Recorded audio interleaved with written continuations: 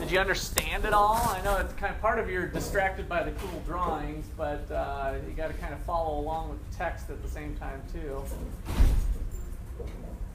All right. Well, I thought this is a good point to kind of to show you some of the fun things. The guy who was speaking there is Steve Levitt, and I think I've mentioned his book that he did with the other journalist guy called Freakonomics. And that is a pretty cool book. An easy read. It's not, you don't even have to have taken principles class to appreciate the cool stuff that he's done in his research. So I'd highly recommend Freakonomics or Super Freakonomics. If some of you go on to do some intermediate microeconomics, I do use part of his material in there. In fact, I'm using a textbook from him. Before you kind of struck here today, can you talk us about that video you're talking about? The video.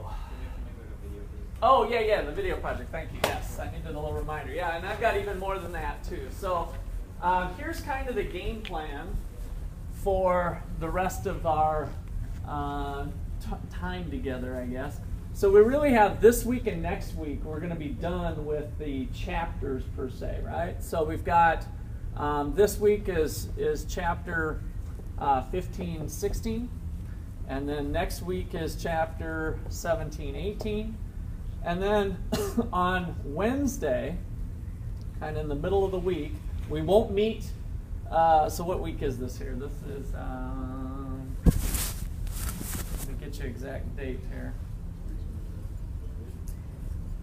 Yeah, I guess it is 2 weeks from today, and today is the 8th, so the 22nd.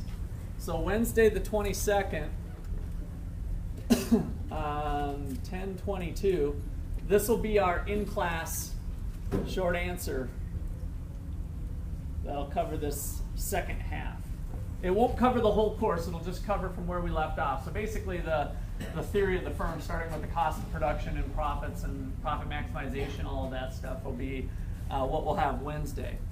And then the last thing, what Raj was asking about is on not till Wednesday, 10:29, is your due date. We're not going to have any formal class meetings, but your due date for your special project.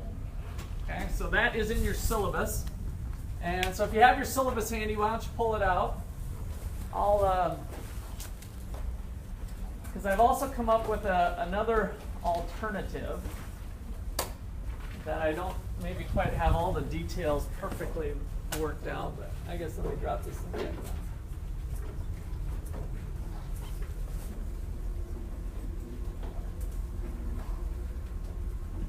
So here's the video project. Students will demonstrate their understanding of an economic concept discussed in class through the creation of a visual representation of the concept. You can go solo or create groups of no more than 3 students. So 2 people's fine, 3, or you can go solo. And then each group's going to do this task. Select an economic concept or idea in which the group is interested. Create a video clip to demonstrate and explain an idea or concept. The video should be based on students' understanding of the concept. Length of the video should be about 2 to 4 minutes. Depending on time, some of the videos will be shown in class. Obviously, we're going to be done in class by that time, but they might be shown in future classes. I'm going to show you one of the videos, probably not today. I think I'll save that for a little bit later. But the due date, you can edit that. That was a typo. Or this is from my old syllabus, maybe. So the due date now is Wednesday the 29th. So after we're done, we'll be done with these 2 weeks, so you guys can have time to chill out and get adjusted to your new schedule of not having Monday, Wednesday, Friday from 11 to 12:40. 3 weeks. So that is Wednesday the 29th. And actually, I guess I take that back. I already put this into Blackboard. I changed that to Tuesday at midnight just to be consistent. I was gonna have it Wednesday day, just like it Tuesday. So I take that back. Sorry. Tuesday, 11:59 p.m. The 28th, I guess. So 10/28. Project due. All right.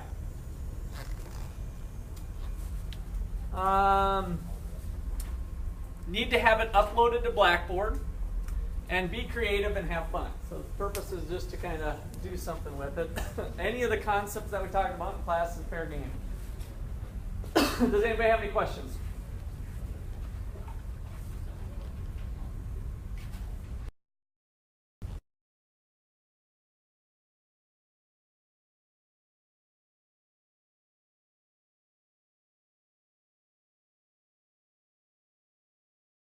Economist up in Alaska that I met at some conferences. And as an alternative, I've cleared it with the university that you guys could do the same type of thing with sidewalk.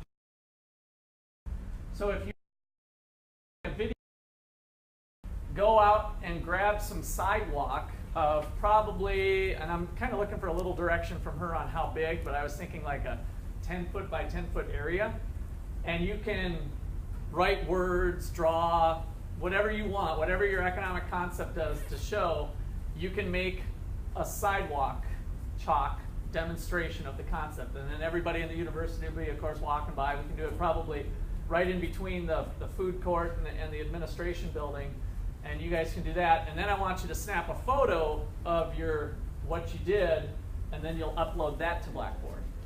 Same thing, you can do it in teams. You can do it solo, or you can be in teams up to 3, and you guys can just self-select into teams if you want.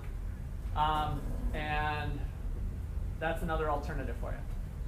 Questions on that? Can we do both? Can you do both for extra credit? No, but you can do both, and I'll take your highest score if that helps you out at all. Okay, anything else? All right, so depending on where your creativity lies, maybe you can do it.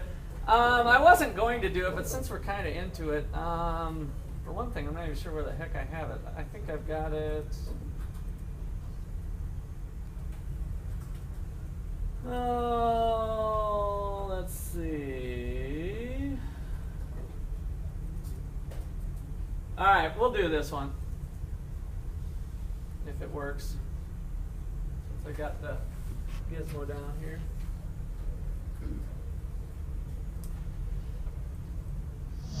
Ready? I'm Kaden Fishman. Okay, let me start over.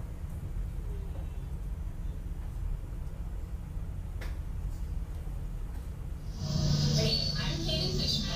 I'm Chris Munger. And we're in Russ McCullough's macroeconomics class. And we're doing our video project over diminishing marginal utility. Diminishing marginal utility is as you consume more and more of a good, the subjective satisfaction will fall with each additional unit. And this is Seth Carnes. And I eat chicken nuggets. And we're going to record a subjective satisfaction for each chicken nugget. So here we go. Number 1. Eat it. Yep. Go. What am I asking? What is your subjective satisfaction? 95. Good. 85. 75. 62.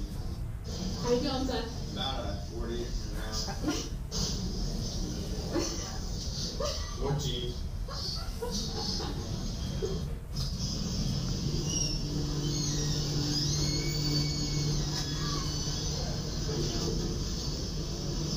Negative 9.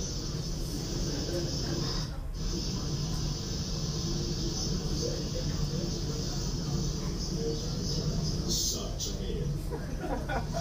Why'd you talk to me in English?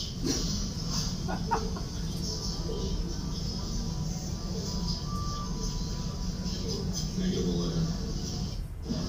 So you really want to, you ready? You want to complain about this? Negative 46. It's already recorded. Number 50. I feel like a pregnant. Loaded, grumpy, and tired. So what's your utility to eat this last big nugget? Negative 90.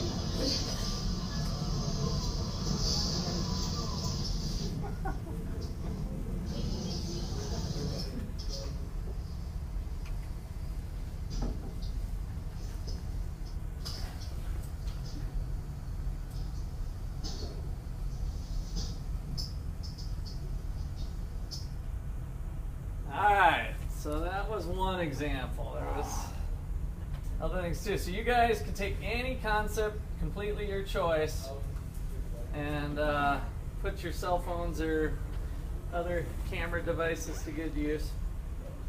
All right, any questions there?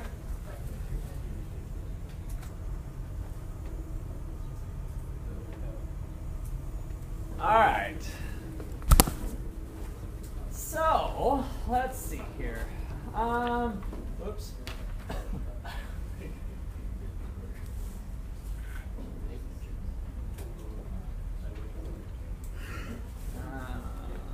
see, I guess I'll try to fix this later.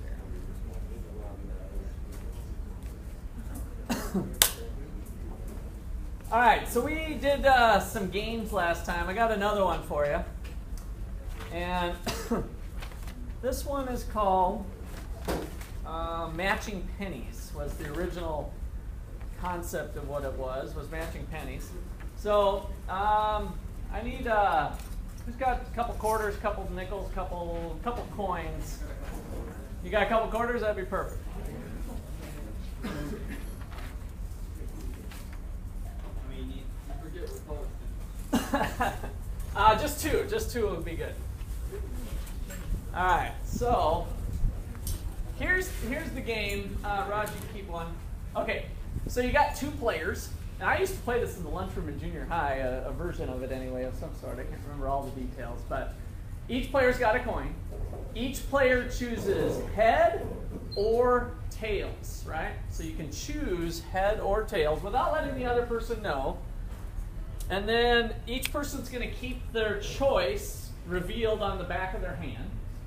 And then on the count of three, we're going to reveal the coins. And if they match, player one wins. If they don't match, if it's a head and a tail, player two wins. So that's the game. Okay? So let's just play real quick to make sure we're all understanding this. You all set? Yeah. All right. 1, 2, 3, go. I have a head. He's got a tail. They don't match. Player two wins. So that means I win. What? I'm player two. We didn't I say said we that, were didn't I? player one or player two. Oh, I thought I said that. All right, so that's the game. I'm going to write the game down. I want you guys to put that into the game theory framework. Put that into the model. I'm not going to do it for you. You guys use what we did last time and put it into the game theory framework. So I'm going to write down exactly what I just verbalized to you, and then you guys need to set it up. So this is matching pennies, our example today. Matching pennies. Step number one, player 1 and 2 each have 25 cents. So matching pennies, we're actually matching coins here, but player 1 and 2 each have 25 cents. Each player chooses head or tail without showing the other.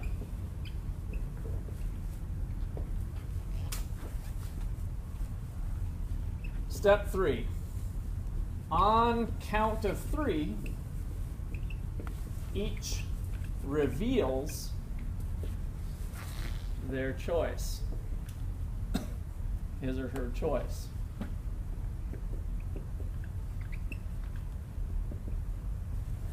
Number 4, if coins match,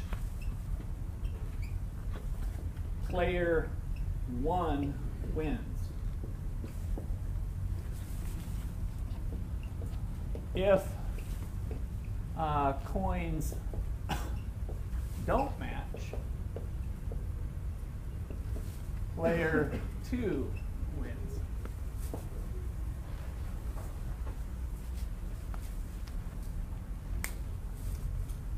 Okay. So, go to work. Go to work.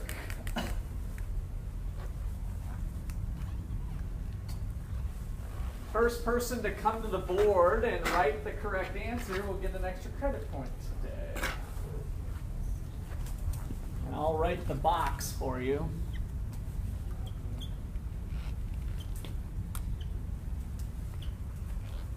Tag's ready. All right, go for it.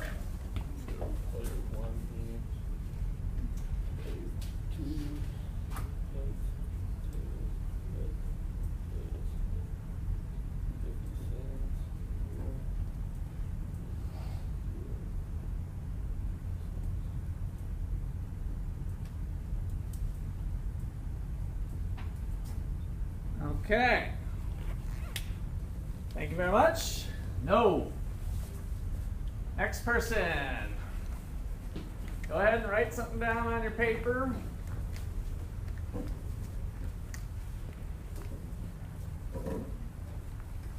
Who's ready? Extra credit point. Come on up. You can just use the eraser and modify tags if you want.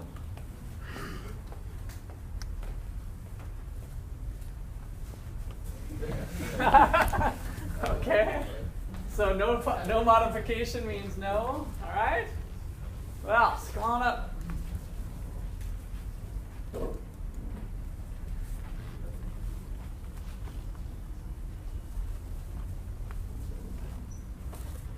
There's the black markers.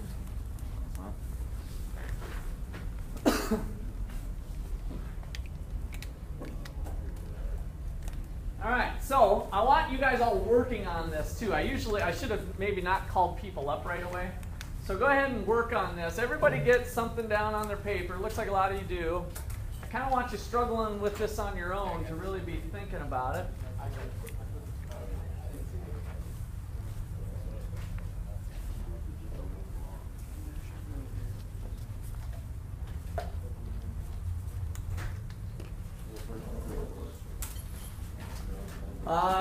I can't say no. Thank you, though. All right, so what goes in here? Are we not here? You were here last time? No. Okay.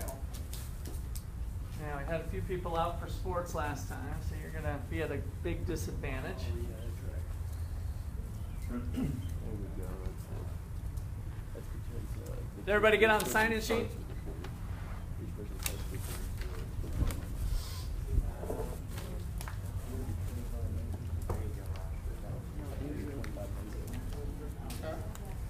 Okay, no. Next person. Tag, you've already had your chance, so I got to give everybody else a chance for the extra credit point. No. Thank you very much. Who else? Ready to play?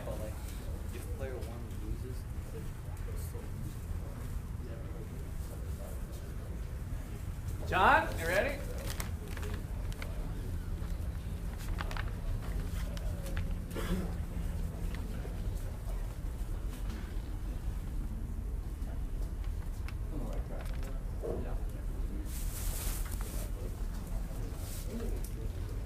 So first of all of you guys have done good with the setup other than the guts of what's in the box. I will give you that. So those of you who are trying to keep up here, the outside around the foursquare that's been okay. What did we call the foursquare thing again? What was that thing called? No. Thank you, though. Thank you. The payoff matrix. Yeah, so the foursquare box thing, kind of the whole setup is called the payoff matrix. Okay, and who's P1 and P2? What did we call them? You want to come up? Come on up. Agents. So those are our players. And what are the H and the L or the T? I guess that's been modified a little bit. What are they? The choices, yeah, the strategies or choices that are possible.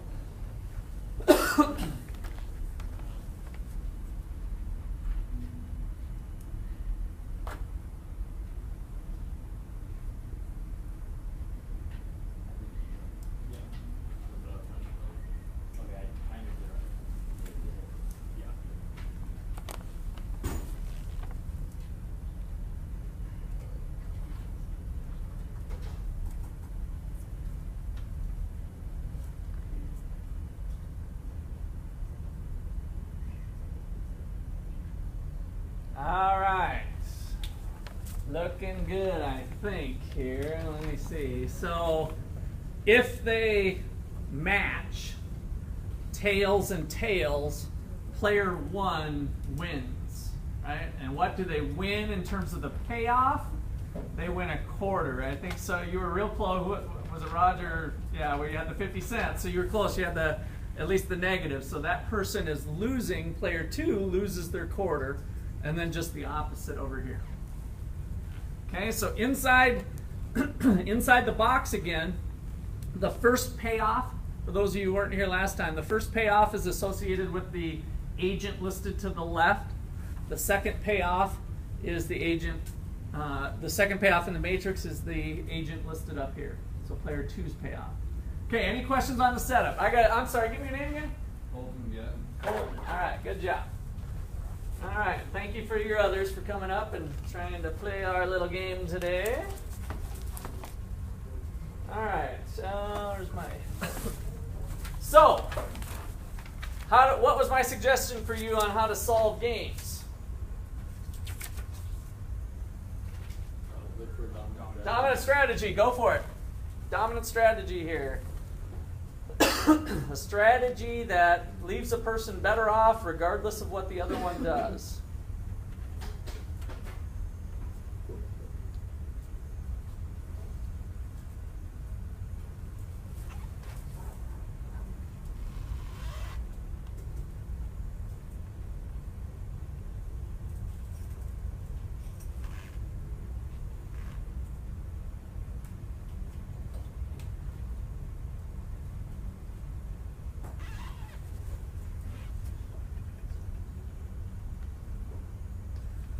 How many dominant strategies we got? None. All right, so how do we search for dominant strategy? If player 1 goes with heads, so we can kind of think about eliminating this, what would player 2 want to do? Tails, because 25 is greater than negative 25. If player 1 goes with tails, what would player 2 want to do? Now wants to play head, right? So they're switching strategies depending on what the other one's done. And the same is going to be true for player 1. So neither one has a dominant strategy. What was the next thing I suggested you to do? Nash equilibrium. How many of them we got here?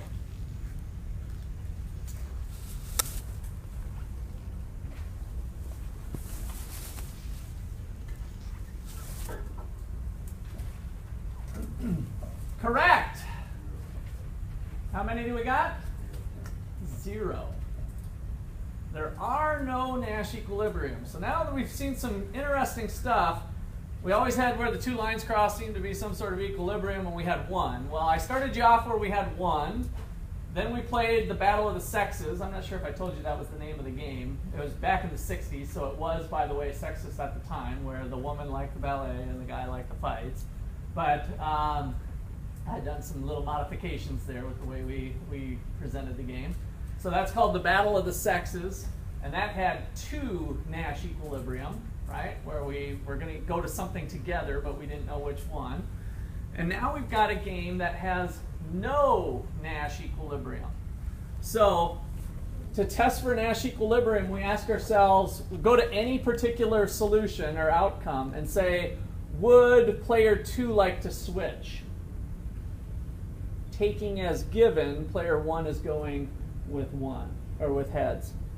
Yes, because 25 is greater than negative 25. As soon as you find just one agent that wants to change their answer, you know that it's not a Nash equilibrium. So let's go here. Would player 2 like to switch? No, because 25 is greater than negative 25. Would player 1 like to switch? Yes, because 25 is greater than negative 25, so it's not a Nash equilibrium. And so if we do that exercise here, there are no Nash equilibrium.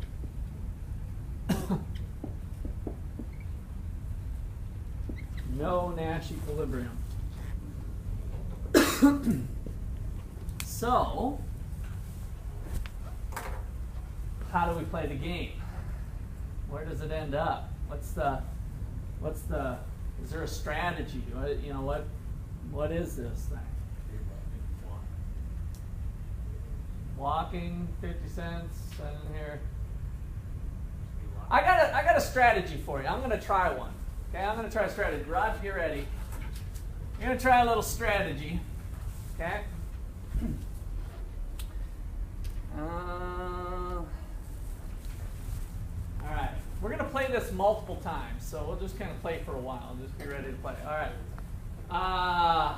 1, 2, 3, go. They match. I'm player 1, so I win. All right, now you guys can keep track of that, though. I'm player 1, and we match. I have a head, he had a head. All right. Ready? 1, 2, 3, go. Match. Head, head. Woo, I'm up. 1, 2, 3, go. Match. Win, win, win. I am doing good. 1, 2, 3, go. Match. 1, 2, 3, go. No match. Raj gets his first win. 1, 2, 3, go. No match. Raj gets his second. 1, 2, 3, go. No match. Raj gets his, what, third now. 1, 2, 3, go. Raj wins. 1, 2, 3, go. Raj wins. 1, 2, 3. What's my strategy? I'm playing head every time. Was that a good strategy for me to play in a repeated game? Not once they figured it out, right? And if that's my strategy, playing it for a long period of time, then that's going to cause me to lose a lot of money, right? So what is the best strategy to play if we were playing this a repeated amount of times? Not have a set pattern. Not have a set pattern, okay? So let's say I have a die, okay? And so I'm not going to have a set pattern. I'm going to roll a die each time I play, and I'm going to play a heads if my die, which Rod won't see, if my die says 3 through 6, I'm going to play a head. If it's 1 or 2, I'm going to play a tail. And that's how I'm going to play every time. All right, you with me? What do you think of that strategy? That's not having a pattern, right? Your odds are better to have. So how is that going to play out for me over the long haul? I'm going to play heads more, and is that a good strategy? It would be better if you. And I could have made it more extreme if I would have said play 2 through 6, right? And only a sixth of the time I play tails. That would change it up, but I'm not changing it up enough, right? Because Raj, after playing with me for a long period of time, would eventually pick up that, geez, it seems like he plays head a lot, so he might play his strategy accordingly so he could take it to his advantage. All right, so what is the optimal strategy? So if you have like the dice, could you make it a 50-50 chance? So if it's 1, 3, 5, you play heads, or 2, 4, 6, you play tails, then so you have 50-50 chance. That would do it, or just flip the coin. That's right. That turns out to be the equilibrium mixed strategy for this game, is to flip a coin. Because of the weights of the payoffs and the losses, it turns out that the optimal way to play is to flip that coin and take a 50% chance of getting each. That way, from a probability standpoint, you're not showing a little too much head or a little too much tail. Now, is it possible that if I flip the coin, I might have, out of 30 flips, 20 of those were heads? Is that possible? Yes. But as I play the game more and more, if I played 1,000 times, what's the likelihood going to be? It'll be approaching 50%. The law of large numbers would tell us that with randomness. So that is the mixed strategy equilibrium that we could use in playing this game, is to play the game with a chance of getting heads or tail 50% of the time. All right. Other comments on that?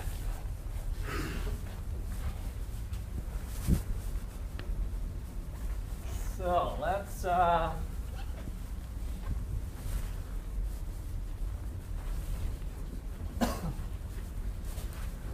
put some of that down here. All right, I need my Todd, you're not picking on you're just resting. Throw me that eraser behind you, Lynn. Had your hands folded in that position of I'm looking at my cell phone, and that's good. It turned out you were just praying. I didn't mean to interrupt you. Praying that this lecture would go somewhere, probably. All right, so here we go. No Nash equilibrium. So equilibrium strategy. Question mark. First of all, let's just reiterate there. I already wrote it, but there's no Nash equilibrium.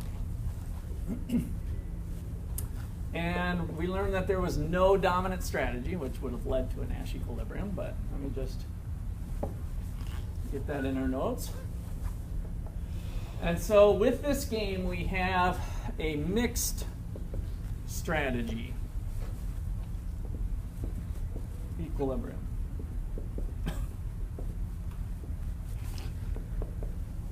The solution to the game, if you will, solution to the game, in other words, the optimal way to play this. So the optimal way to play. The solution to the game is to randomize head or tail 50-50. In other words, you could just flip the coin.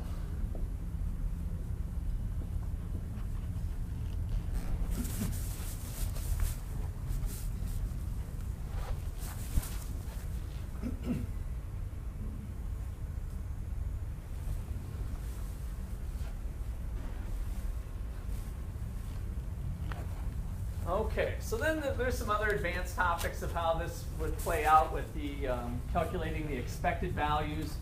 So I'm just going to leave you with one last note. We're not going to get into a bunch of math, which we could, but I want you to, the optimal probability is something that we can solve from the payoffs. So the optimal probability is something that can be calculated. I do want you to know this. The optimal probability is something that can be calculated by equating the expected values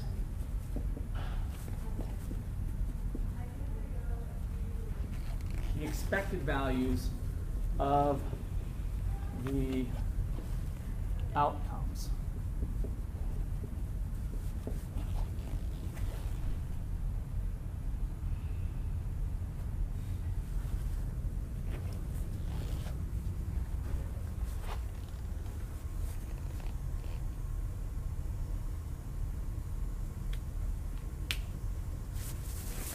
When we get a little more sophisticated, if you're going to play a randomization technique, and instead of this being a plus 25 cents, if this was a plus 25 bucks to get that, then you'd want to shift a little bit more of your play one direction or the other.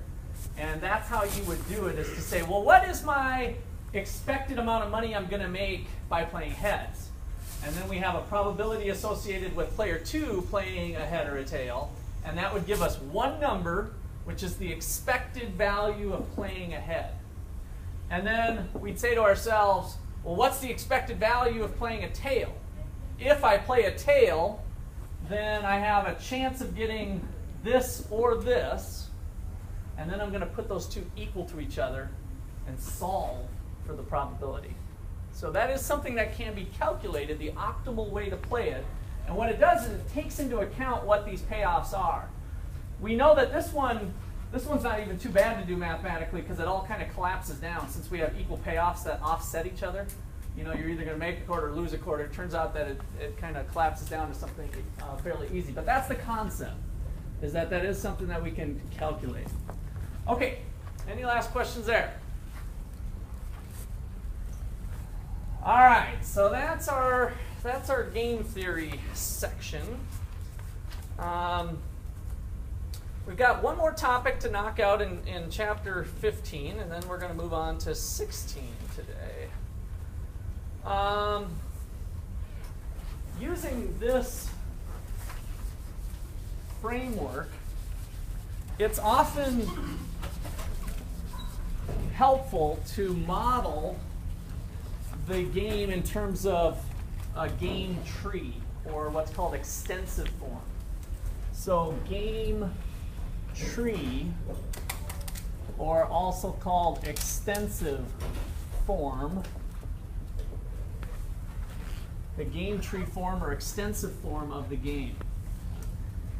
And this is especially helpful if we get into a sequential game where I move, you move, they move, we move, and maybe we play like 4 rounds of something like that. This is where this one comes in real handy. But it also can be used for a simultaneous one-shot game, is what we're going to show here now. So for this one, we have these nodes, big fat dot called a node, and this is player 1. And player 1's going to choose head, or player 1's going to choose tail. And that ultimately leads to another node that shows player 2's options. And player 2 has the option of choosing head or tail. Head or tail. And at the end of the branches of the game tree, we have the outcomes that we are looking at over here that are in the cells of the payoff matrix. So again, this is just a different representation of the same game. So if player 1 goes head and player 2 goes head, then player 1 wins, and so they get the 25 cents, and player 2 loses the quarter. If they don't match, then player 2 loses the quarter, and player 1 loses the quarter, and player 2 wins the quarter. And then same thing over here. Tail, head is a no match, so player 1 loses their quarter, player 2 wins their quarter. And then finally, if it's both tails, player 1 wins again, they get the quarter, player 2 loses.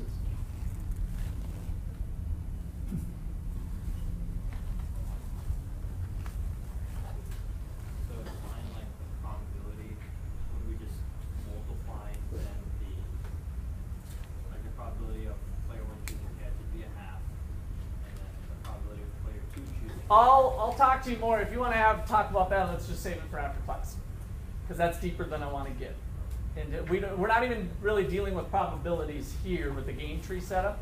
This is just another way to express this. If you look at this, the data that's being shown here is exactly the same as the payoff matrix, right? It's just a different way of doing it. But where this is especially helpful is if I flip it on you and we talk about a sequential game, like when we talked about Pat and Chris, one going to the fights and one going to the ballet.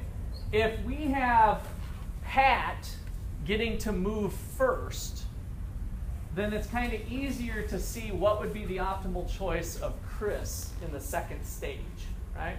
So this lays itself out nicer for a sequential game, even though it can be one shot and we get the exact same thing.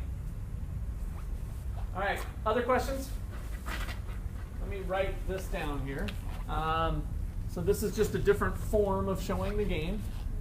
And let's just put on here that this is nice for looking at sequential games.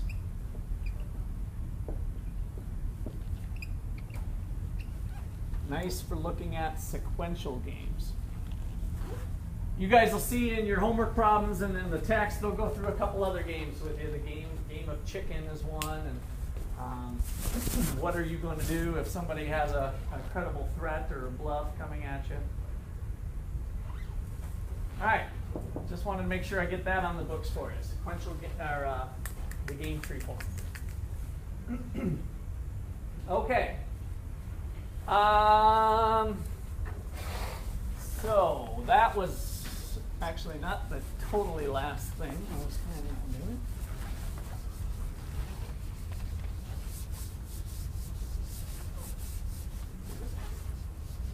So last thing for oligopoly is a cartel.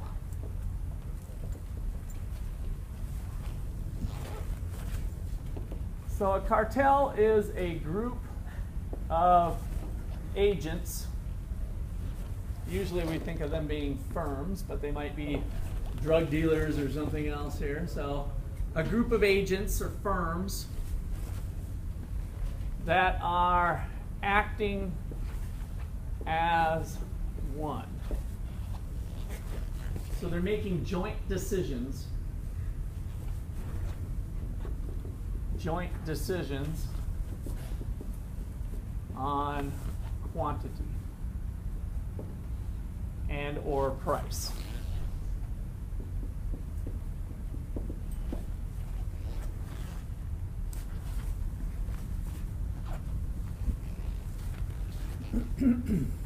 Okay, so what I want to put up here is just how do they determine price? So the most famous cartel out there is OPEC. Anybody know what OPEC stands for? Seems like we did this exercise once, didn't we? Or am I having deja vu from 20 years of doing this? What is OPEC? They deal with oil, which is the way we usually go. Oil, petroleum. See, that's what always screws people up, is that the O is not oil. The petroleum captures the oil part. Organization for Petroleum Exporting Countries. Good. Organization for Petroleum Exporting Countries. How do they do that? You know, how does it make sense? So let's put little old Kuwait over here. And then we got big old Saudi Arabia over here. So this is kind of like Farmer Joe and Farmer Ted in perfect competition, but this is, of course, not perfect competition. This is an oligopoly where we just got a few big firms. I'm just going to put Kuwait and Saudi Arabia. And then over to the right, we're going to have the world oil market. The world market for oil. So that's big Q. We got little q, big Q, kind of that same notation that we did before with thinking about the firms. And then we've got some sort of marginal cost of pulling oil out of the ground in Kuwait, some marginal cost of pulling oil out of the ground in Saudi Arabia.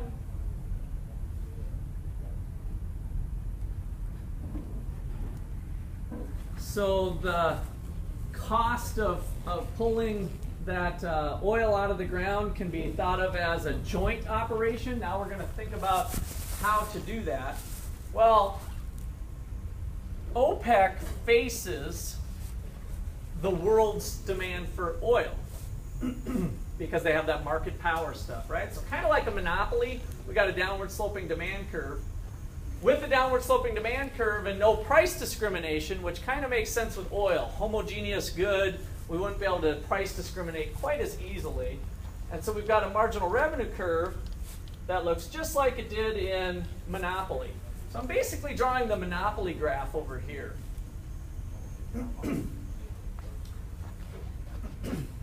The marginal cost is now the sum of the individual players' marginal cost.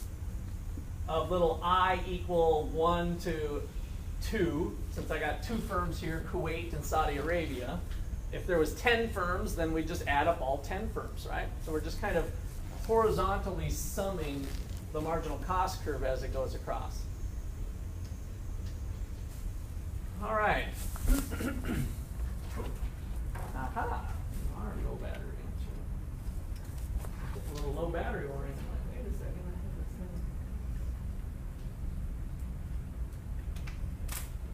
Come on.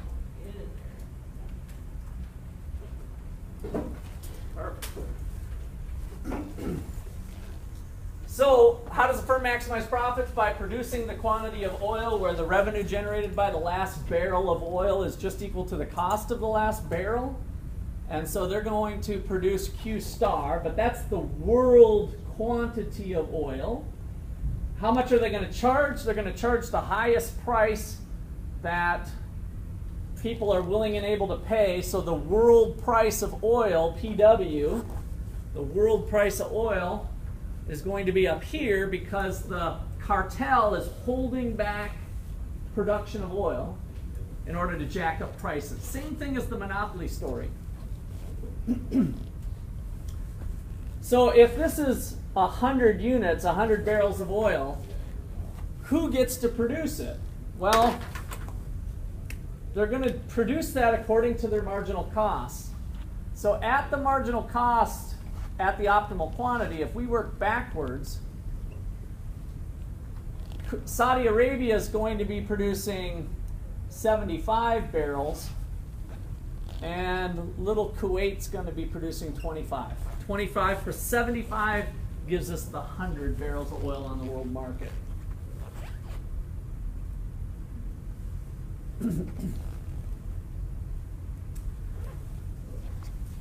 Now, here's where we get a little more insight on incentives. If the world price of oil is $100 a barrel, and the marginal cost of oil is down here at $50 a barrel,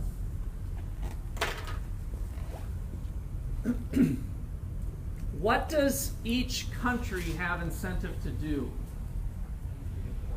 Increase production, right? If we go back to our microeconomics of Farmer Joe, Farmer Ted, Farmer anybody, McDonald's, any profit maximizer out there, we've really got the tempting idea that if I just squeeze out 26 barrels, the 26th barrel I can sell for $100 and it only cost me a little over 50. Is that a good barrel to do? Yes. But by doing it, what are you doing on your agreement with the cartel? What are you doing? If you had an agreement with everybody that, hey, let's all work together and we'll make these monopoly profits, this is how it'll work. Each country gets allocated according to their marginal cost. We restrict production. They're just not going to, they're going to cheat, right? There's an incentive to cheat, not only by Kuwait, but by Saudi Arabia too, because they're facing the same problem. If they kick out the 76th barrel, there's profit to be made. So from an economic standpoint, the prediction that we'd make is that the cartel arrangement might start to fall apart, or at a minimum, countries would tend to cheat on the agreement. Guess what we find out in the real world? What happens? They cheat. They're still together, they still work as a group, but each country tends to cheat on the agreement a little bit. And so that helps to actually keep the world price of oil down a little bit, because as each country does a little bit of cheating, what happens to the supply of oil? It increases, driving the world oil prices down. So having each one with individual incentives to cheat on the agreement can cause it to collapse.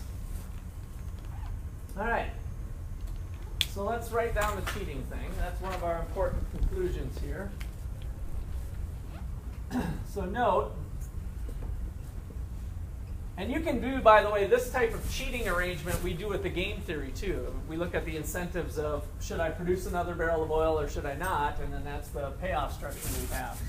So each firm / country or agent has incentive to cheat by producing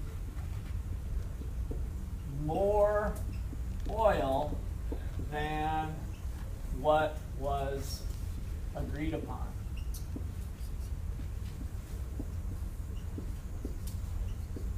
Because the world price of oil is greater than the marginal cost for any individual country I, like Kuwait, the world price of oil is greater than the cost. Same thing for Saudi Arabia. So for I equal Kuwait and Saudi Arabia, according to our group here. But if there was 10 companies, all 10.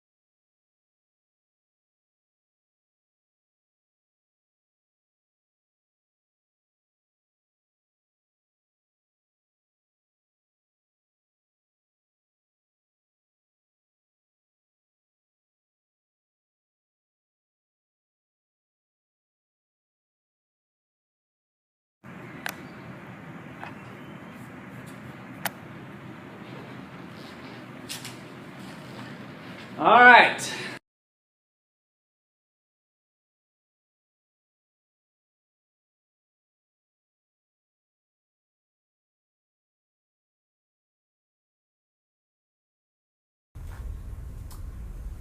Okay, so that closes out chapter 15. And our next topic is chapter 16 on public goods. up to this point, we've talked about cheeseburgers and beer and pizza and things that we call private goods. Goods that you have kind of easy ownership of, right? So private goods. And so now we need to think about goods in a different way. What if how do markets perform when we have public goods? So chapter 16 is on public goods. So first of all, in econ class, we might as well just lay this right out right away. Public goods are not government-provided goods. So not, big not here, public goods are not government-provided goods. We have some special definitions of what we're thinking about for public goods. Now, incidentally, sometimes public goods are provided by the government, but just because a good is provided by the government doesn't mean that it